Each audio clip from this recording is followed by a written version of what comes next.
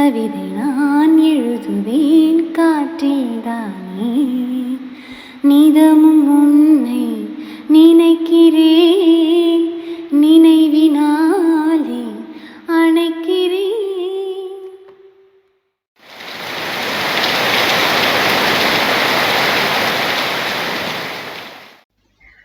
Hi friends, எல்லாருக்கும் வணக்கம். எல்லாரும் எப்படி இருக்கீங்க? ஸோ ரொம்ப நாள் ஆளையே காணமே அப்படின்னு சொல்லிட்டு நிறைய பேர் கேட்டுட்டு இருந்தீங்க. இன்ஸ்டாவில் கூட மெசேஜஸ் வந்துச்சு, அதே மாதிரி மெயிலில் கூட வந்தது, எங்கக்கா விளாக் காணோம் அப்படின்னு சொல்லிட்டு. நான் வந்து விளாக் எடுத்து ஆல்ரெடி பார்த்தீங்கன்னா ரொம்ப நாள் முன்னாடி எடுத்து வச்சிட்டேன். பட் அதை எடிட் பண்ணி போடுறதுக்கே இவ்வளோ நாள் ஆயிடுச்சு. ஏன்னா 1 வீக்காக பயங்கரமான ஃபீவர், அப்புறம் ஹெட்ஏக்னால ஒரு 3 days கண்டினியூஸாக வந்து தலைவலி பயங்கரமாக இருந்தது. எனக்கு வந்து கொஞ்சம் மைக்ரைன் ப்ராப்ளம் அப்பப்போ இருக்குங்க. நான் விளாக் எடிட் பண்ண உட்காந்தேன் அப்படின்னாலே எனக்கு மைக்ரைனோட தான் நான் படுப்பேன். அந்த மாதிரி தான் இருந்துச்சு ரொம்ப நாளாகவே. அதுக்கு பயந்துட்டே நான் கொஞ்சம் எடிட்டிங்லாம் அப்பப்போ அதனாலேயே தள்ளி போட்டே இருப்பேன். ஸோ யாருக்காச்சும் அந்த மைக்ரைன் ப்ராப்ளம் இருக்குது அப்படின்னா அதுக்கு ஏதாவது ஒரு சொல்யூஷன் இருந்தால் சொல்லுங்கள். ஏன்னா மைக்ரைன் வந்துச்சு அப்படின்னா அதுக்கு மெடிசின் எடுத்துக்காமல் அது ஸ்டாப் ஆகவே மாட்டேங்குது. இப்போ லாஸ்ட் டைம் தலைவலி வந்தப்போ மெடிசின் போட்டுமே அது வந்து கண்ட்ரோல் ஆகலை, அந்த மாதிரி இருந்துச்சு. ஸோ உங்களில் யாருக்காச்சும் அதுக்கு ஏதாவது ரெமெடி தெரியும் அப்படின்னா ஷேர் பண்ணுங்கள். நேச்சுரலான ரெமெடிஸ் இருந்தால் ட்ரை பண்ணி பார்க்குறேன். நானும் நிறைய ட்ரை பண்ணியிருக்கேன். இருந்தாலும் சரி உங்ககிட்டயும் சஜஷன் கேட்கலாம் அப்படின்ட்டு. சரி, ஓகே, இனி விளாக் கண்டினியூ பண்ணலாம். விளாகோட ஸ்டார்டிங்லேயே பார்த்தீங்கன்னா நம்ம பழைய முன்னாடி வீடியோஸில் அந்த ஒரு சாங்கோடு ஸ்டார்ட் பண்ணலாம், அந்த மாதிரி ஸ்டார்ட் பண்ணியிருந்தேன். ஏன்னா ஒரு சில பேர் கேட்டிருந்தீங்க சாங்கிறதே காணோம் வீடியோஸில், இப்போ வர்றதே இல்லை, பழைய வீடியோஸோட அந்த டச் இல்லாமல் போச்சு அப்படின்னு சொன்னனால சரி ஓகே அப்படின்ட்டு விளாகோட இன்ட்ரோவில் இந்த மாதிரி ஸ்டார்ட் பண்ணேன். சாங் எப்படி இருந்துச்சுன்னு சொல்லுங்கள். இந்த விளாக் பார்த்தீங்கன்னா ஒரு சில ரேண்டம் டேஸில் எடுத்த விளாக் தான். ஸோ அன்றைக்கி வந்து மிட் மார்னிங் டைமில் தேங்காய் எண்ணெய் ஆட்டிட்டு வந்துடலாம் அப்படின்ட்டு தேங்காய் பருப்பு பார்த்தீங்கன்னா தோப்புலேருந்து கொண்டு வந்து வச்சு ஒரு 1 month ஆச்சு. அங்கேயே காய வச்சு எடுத்துகிட்டு வந்து தான் வச்சுருந்தோம். ஸோ வந்ததும் எண்ணெய் ஆட்டியிருக்கணும், அதுக்கு டைம் இல்லாதனால 1 month அப்படியே வீட்டில் இருந்துச்சு. மறுபடியும் அது ஆட்டுறதுக்கு முன்னாடி கொஞ்சம் சூடாகணும் அப்படிங்கிறக்காக வெயிலில் போட்டு ஒரு 2-3 மணி நேரம் கொஞ்சம் சூடேற விட்டு அதுக்கப்புறம் மில்லு கொண்டு போய் செக்கில் ஆட்டி வாங்கிட்டு வரணும். இந்த எண்ணெய் பியோர் நம்மளே ரெடி பண்ணுறதுங்கிறனால ரொம்ப நல்லாயிருக்கும். ஸோ இது ஒரு சில பேர் சேல் அப்படின்னு கூட நினச்சிக்கலாம். சேல்லாம் கிடையாது, வீட்டு தேவைக்காக தான் நாங்கள் ரெடி பண்ணோம். அதுவும் ரொம்ப வருஷமாக கேப் விட்டோம். அதனால் மறுபடியும் சரி ஓகே வீட்டு தேவைக்கு கொஞ்சம் தேங்காய் நாட்டி எடுத்துக்கலாம் அப்படின்ட்டு நம்ம தோப்பில் ஹெல்ப்புக்கு இருப்பாங்கள்ல, அவங்கக்கிட்டே சொல்லி வச்சுருந்தோம். கீழே விழுகிற காயிலே நல்ல காய் இருக்கும்ல, அதை வந்து உடச்சி அதுக்குள்ளே இருக்க பருப்பை எடுத்து காய வச்சு எடுத்து வைக்க சொன்னோம். நல்லா காய் நல்லா திரண்டு இருந்துச்சு, ஒரு 10-11 கிலோ. அந்த 11 கிலோ காய்க்கு எவ்வளோ எண்ணெய் வந்துச்சு அப்படின்னா ஒரு 10-12 லிட்டர் எண்ணெய் இருக்கும், 10 லிட்டருக்கு மேலேயே இருக்கும். நான் வந்து ஒரு தூக்குவாளி தான் கொண்டு போயிருந்தேன், அதை விடவும் நிறைய வந்துச்சு. அதுக்கப்புறம் பக்கத்துலேயே எக்ஸ்ட்ரா ஒரு கேன் வாங்கி எண்ணெய் ஃபில் பண்ணோம்.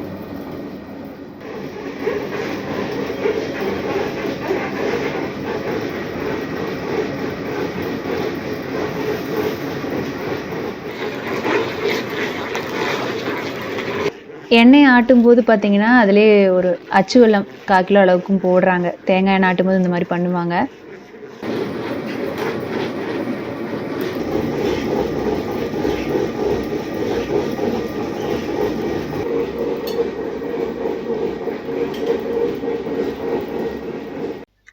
இது வந்து இப்போது செக்கில் எப்படி எண்ணெய் ஆட்டி எடுக்கிறாங்க அப்படிங்கிற மெத்தட் தெரிஞ்சுக்கணும் அப்படின்னு நினைக்கிறவங்களுக்காக தான் ஷேர் பண்ணேன்.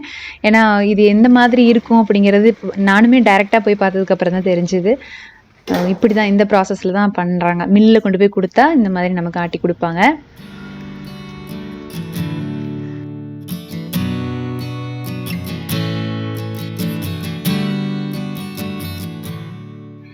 எண்ணெய் ஆட்டும்போது பார்த்தீங்கன்னா லைட்டாக தண்ணி தெளிச்சாங்க. ஸோ அந்த எண்ணெய் வந்து ரொம்ப நாளைக்கு கெட்டு போகாமல் இருக்கணும் அப்படின்னா அப்பப்போ ஒரு மாதத்துக்கு ஒருக்கா இந்த மாதிரி வெயிலில் வச்சு சூடு பண்ணி எடுத்து வைக்கணும்.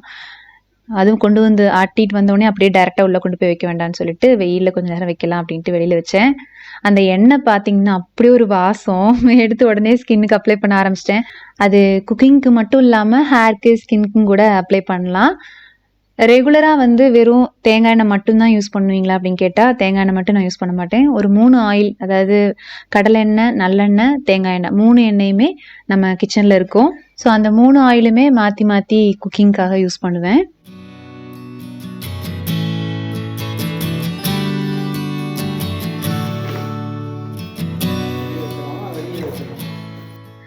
அதுக்கப்புறம் ரொம்ப நாளைக்கு முன்னாடியே பார்த்தீங்கன்னா, அப்பா ஊர்லேருந்து வந்தாங்க. ஊர்லேருந்து வரும்போது, அதாவது தனியா அப்பா மட்டும் தான் வந்தாங்க. வரும்போது மீன் வாங்கிட்டு வந்தாங்க. மீன் கொண்டு வந்து குடுக்கறதுக்காக தான் அங்கருந்து வந்தாங்க அப்டின்னே சொல்லணும். நாகர்கோவில்லேருந்து கடல் மீன் வாங்கிட்டு வந்தாங்க. ஐஸ் பாக்ஸ்ல வச்சு இந்த மாதிரி ஐஸ் கியூப்ஸ்லாம் போட்டு பேக் பண்ணி எடுத்துட்டு வந்திருந்தாங்க. எனக்கு வந்து அந்த சால மீனும், கனவா மீனும் ரொம்ப பிடிக்கும். அத பத்தி அப்பப்போ பேசுவேன். அதனால அப்பா நாகர்கோவில் அடிக்கடி போவாங்க அப்படிங்கிறனால மீன் வாங்கிட்டு வந்தாங்க. ஸோ அங்கேருந்து எப்படி வருமோ அப்படின்னு யோசிச்சுட்டு இருந்தேன். நல்லா ஃப்ரெஷ்ஷாக அம்மா வந்து இதை வாஷ் பண்ணியும் கொடுத்து விட்டுருந்தாங்க. இலையில வச்சு மடித்து இப்படி கொடுத்து விட்டுருந்தாங்க. ஆனால் எப்போவுமே நம்ம ஏரியாவில் இந்த மாதிரி மீன் ஃப்ரெஷ்ஷாக கிடச்சிது அப்படின்னா எவ்வளோ நல்லாயிருக்கும் அப்படின்லாம் யோசிச்சிருக்கேன். இங்கே வந்து இந்த மாதிரி மீன் கிடைக்காது. சாலை, கனவா மீன், அதாவது ஸ்குவிட் ஃபிஷ் தான் சொல்கிறேன். அந்த ஃபிஷ் வந்து கொஞ்சம் கிடைக்காது. அதனால அது கொஞ்சம் மிஸ் பண்ணுறேன் அப்பப்போ. சீ ஃபுட் அப்படின்னாலே எனக்கு ரொம்ப பிடிக்கும். இதுக்கு யூஸ்வலாக மீன் குழம்புக்கு எப்படி நான் மசாலா வறுத்து அரைச்சி வைப்பனோ அதே மாதிரின்னு சால மீன் குழம்பு அந்த மாதிரி வச்சுட்டேன்.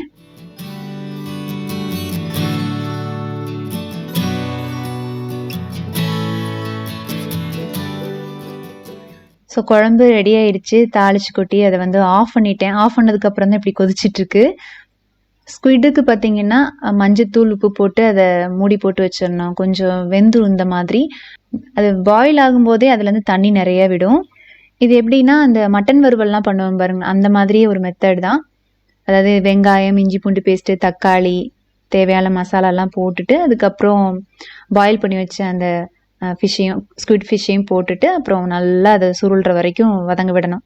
லாஸ்ட்டாக இறக்க போகிறப்ப கொத்தமல்லி இலை தூவி இறக்கிட்டோம் அப்படின்னா சூப்பரான ஸ்குவிட் ஃபிஷ் வறுவல் ரெடி. ஸோ இதோட டீட்டெயில் ரெசிபி வேணும்னா சொல்லுங்கள், நான் வந்து ஒரு ஷார்ட்ஸாக ஷேர் பண்ணுறேன்.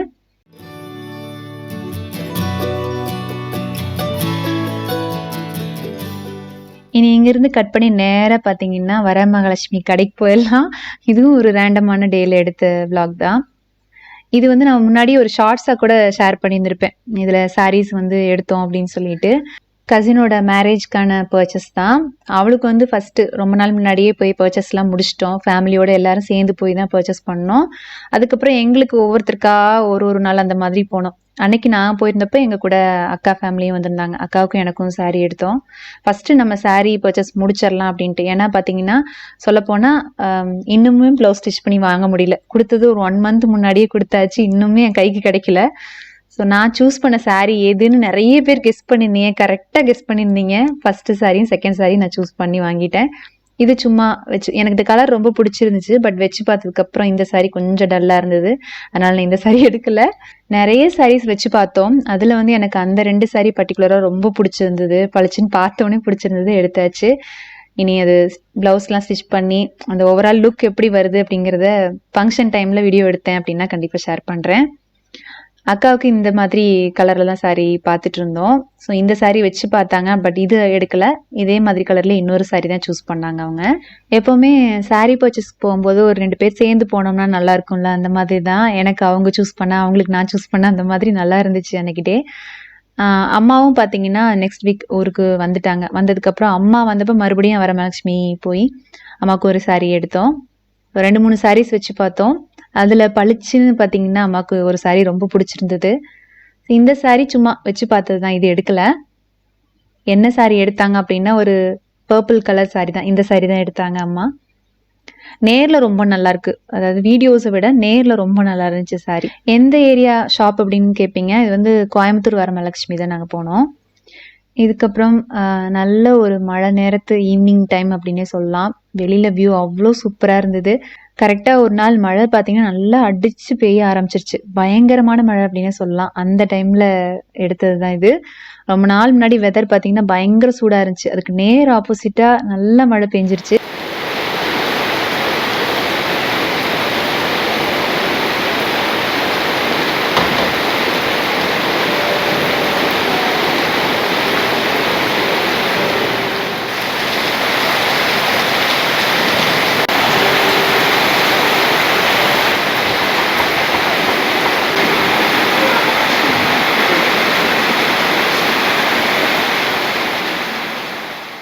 மழை பெஞ்சாலே ஒரு ஹாப்பினஸ் தான் இல்லையா? அதை வீடியோ எடுக்க, அதை பண்ண, இதை பண்ணிட்டு வெளியிலே உட்காந்து கொஞ்சம் நேரம் அப்படியே என்ஜாய் பண்ணிட்டு இருந்தோம்.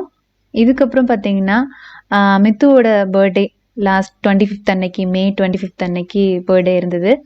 அன்னைக்கு காலையிலேருந்தே அதை நான் சொன்னேன் இல்லையா, கொஞ்சம் ஹெல்த் இஷ்யூஸ் இருந்ததுனால நான் எதுவுமே வீட்டில் ப்ரிப்பேர் பண்ணவே இல்லை.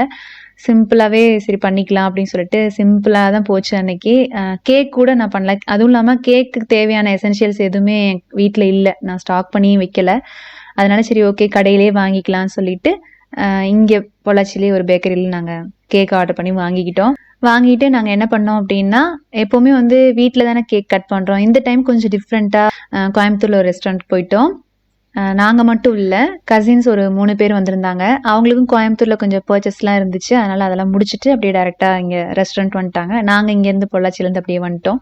இதில் வந்து கல்யாணம் ஆக போகிற பொண்ணு அப்புறம் அவங்களோட க்ரூம் இருக்காங்க. க்ரூமோட அக்கா ஃபேமிலி தான் கூட வந்தாங்க. ஸோ கேக் கட்டிங் பார்த்தீங்கன்னா எங்களுக்கு உண்மையாகவே ரொம்ப சிம்பிளாகவும் இருந்துச்சு. அதே சமயம் இவ்வளோ பேரோட சேர்ந்து செலிப்ரேட் பண்ணுறது இன்னும் சூப்பராக இருந்துச்சு, ஒரு டிஃப்ரெண்ட்டாகவும் இருந்தது.